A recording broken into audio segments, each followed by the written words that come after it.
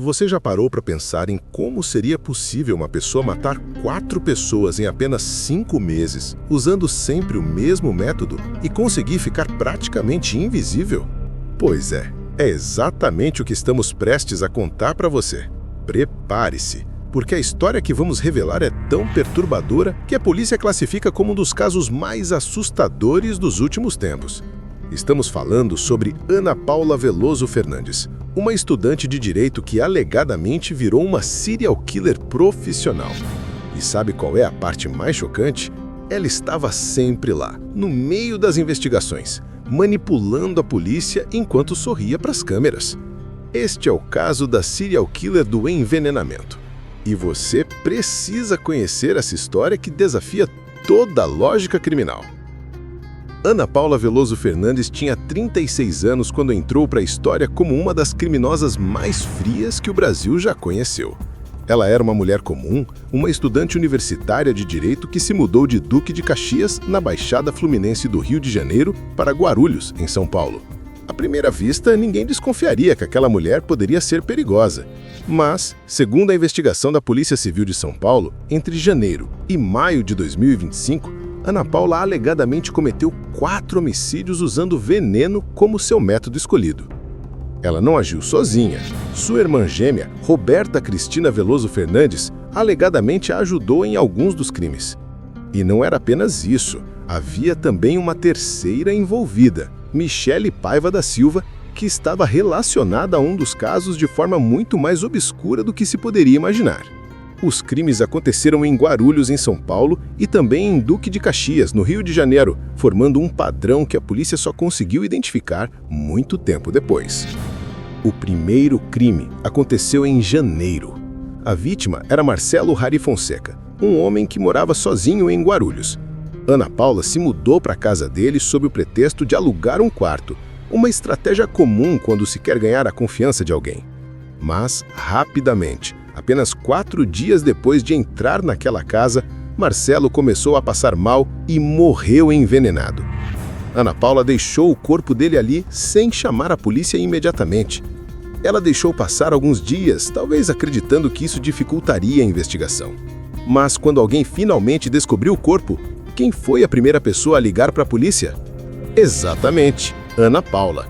Ela era a comunicante, a denunciante, aquela que alertava as autoridades.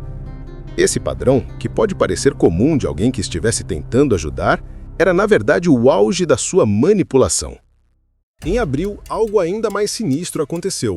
Ana Paula conheceu Maria Aparecida Rodrigues pela internet. Ela criou um perfil falso, usando o nome Carla, em um aplicativo de relacionamento. Maria Aparecida era uma mulher comum que simplesmente sentia falta de companhia e aceitou conhecer essa nova amiga. Não sabia que estava sendo atraída para uma armadilha. Ana Paula já tinha um objetivo muito específico: incriminar um policial militar com quem tinha tido um relacionamento anterior e que a havia rejeitado. Então, ela usou Maria Aparecida como peça de seu jogo perverso. Ela fez a vítima comprar um chip de telefone e redigir um bilhete. Colocou o nome do policial militar no bilhete, escrevendo mensagens como: perigoso, homem perigoso, vai me matar.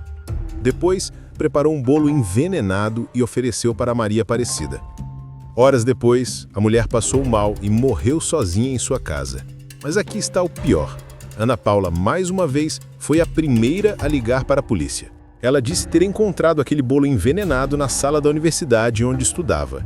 Ela disse que havia um bilhete assinado pelo nome da esposa do policial militar. E, novamente, ela fingiu ser a vítima de um crime quando, na realidade, era a perpetradora.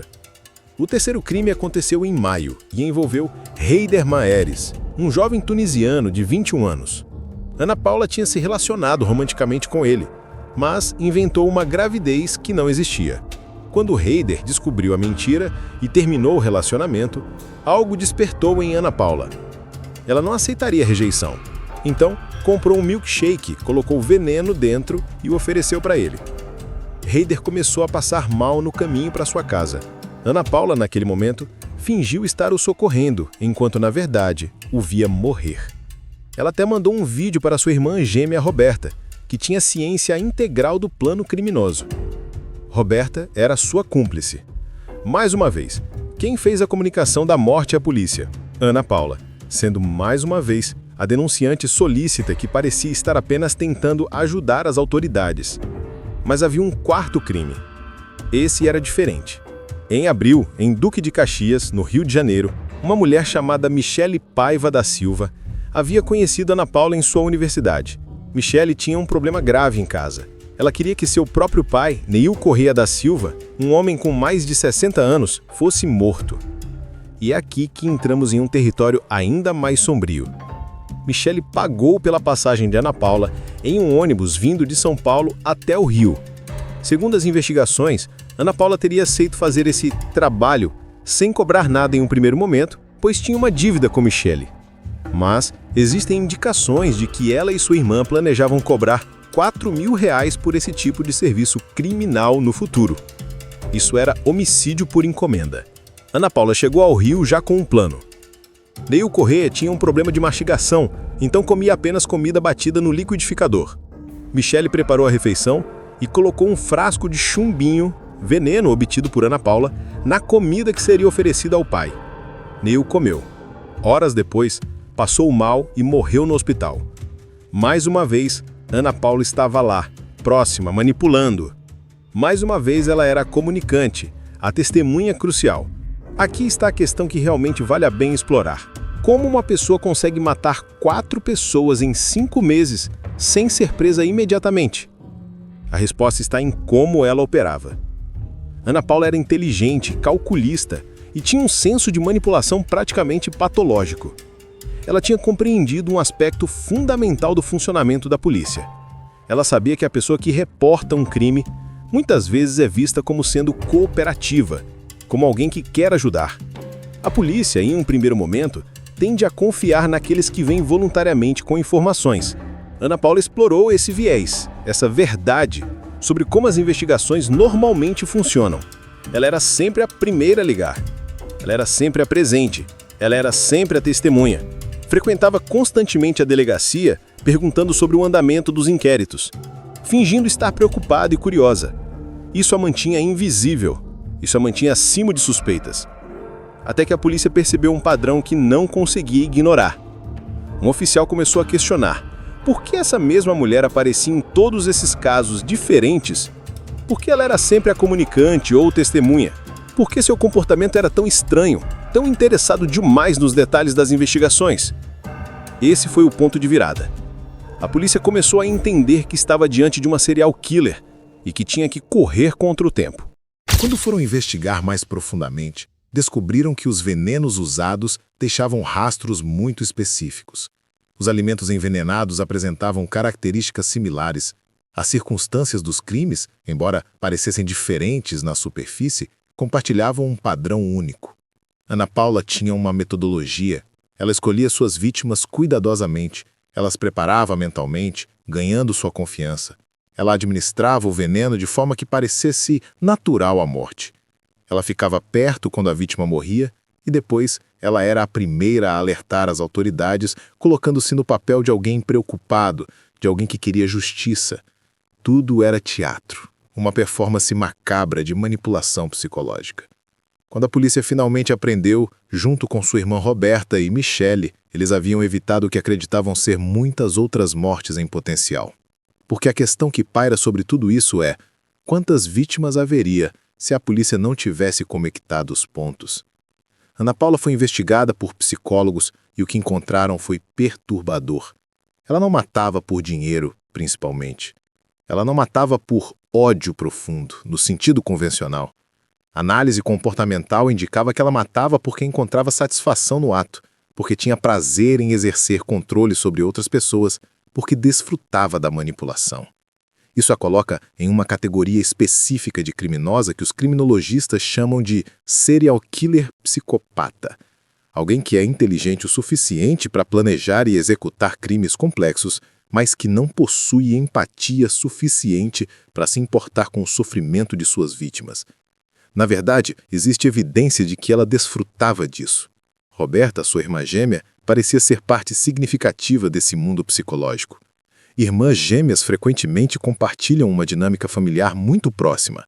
Segundo as investigações, Roberta tinha conhecimento total dos crimes de Ana Paula e participava ativamente deles, ajudando a planejar, facilitando o acesso às vítimas e, em alguns casos, até preparando o veneno.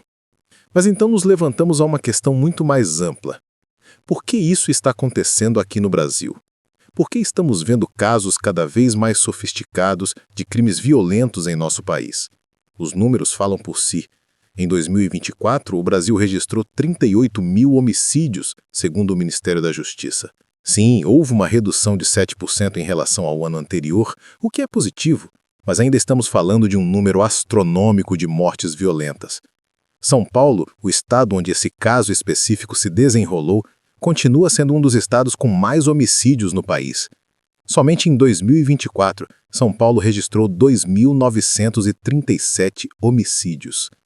O Brasil já enfrentou serial killers históricos. Francisco de Assis Pereira, conhecido como o maníaco do parque, confessou ter matado 11 mulheres, embora a polícia acredite que ele tenha cometido muito mais crimes. Pedrinho Matador alegadamente matou mais de 100 pessoas. Casos como esses são raros, mas não são únicos. Eles representam uma realidade perturbadora sobre a segurança pública brasileira. Há um elemento social aqui que precisamos explorar. Serial killers raramente surgem do vácuo. Frequentemente existem sinais de aviso. Frequentemente existem indicadores comportamentais que, se fossem observados e abordados, poderiam prevenir o pior. Ana Paula era uma estudante de direito, alguém educada, alguém que estava supostamente preparando-se para seguir a lei. Mas, internamente, alguma coisa estava profundamente errada. Como é que as pessoas próximas a ela não perceberam nada? Sua irmã gêmea, sua família, seus professores na universidade. Essa é uma questão que psicólogos forenses continuarão investigando por anos. Porque a verdade incômoda é que alguns criminosos são extremamente bons em esconder quem realmente são. Eles podem ser charmosos, educados, convincentes, podem viver vidas aparentemente normais enquanto cometem os piores crimes concebíveis. Eles podem ir à universidade durante o dia e preparar veneno durante a noite. Essa é a realidade aterradora do crime psicopata. Mas há também uma questão sobre a eficiência policial. Quando você analisa este caso, fica claro que levou mais tempo do que deveria para conectar os pontos. Ana Paula estava deixando rastros. Ela estava aparecendo repetidamente em diferentes cenas de crime. Ela estava comportando-se de forma suspeita. Sistemas de dados mais sofisticados e integração entre diferentes delegacias poderiam ter capturado esse padrão muito mais cedo. Investimento em tecnologia criminal, treinamento em comportamento criminal e recursos adequados para as polícias civis brasileiras poderiam ter salvo vidas. Esse é um aspecto crítico dessa discussão. Não é apenas sobre criminosos individuais, é também sobre os sistemas que falharam em prendê-los. Hoje, Ana Paula Veloso Fernandes está em prisão preventiva, respondendo pelos homicídios. Sua irmã Roberta também está presa. Michele Paiva da Silva foi capturada em operação conjunta. O caso continua se desembolando nos tribunais, mas o dano já foi feito. 4 famílias foram destruídas. 4 vidas foram tiradas de forma premeditada e cruel, e o Brasil está novamente confrontado com a realidade de que crimes graves continuam acontecendo, muitas vezes em nossos territórios mais urbanos e desenvolvidos. Então, quando refletimos sobre tudo isso, o que aprendemos? Aprendemos que o mal não tem uma aparência específica. Aprendemos que educação e posição social não garantem moralidade. Aprendemos que os sistemas de investigação criminal precisam ser constantemente melhorados e modernizados. Mas, mais importante, aprendemos que precisamos estar vigilantes. Precisamos observar as pessoas ao nosso redor, não na paranoia, mas na consciência. Se você notar alguém exibindo comportamentos extremamente frios, falta de empatia consistente, manipulação repetida, ausência de remorso, esses são sinais de alerta. Precisamos criar uma cultura onde relatar comportamentos suspeitos não é paranoia, mas responsabilidade cívica. Esse é o caso de Ana Paula Veloso Fernandes, a serial killer do envenenamento.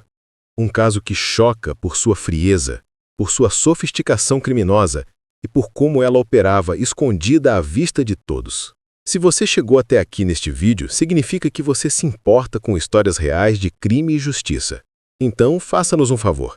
Deixe um comentário abaixo nos dizendo o que você achou deste caso. Compartilhe esse vídeo com seus amigos. Inscreva-se no canal se ainda não fez isso e ative o sininho de notificações para não perder nenhum dos nossos próximos vídeos sobre casos criminais fascinantes e perturbadores. Porque entender esses casos é importante. É importante para a consciência social, para a segurança pessoal e para que nós, como sociedade, aprendamos a reconhecer o perigo e proteger um ao outro. Obrigado por nos acompanhar até aqui. Nos vemos no próximo vídeo.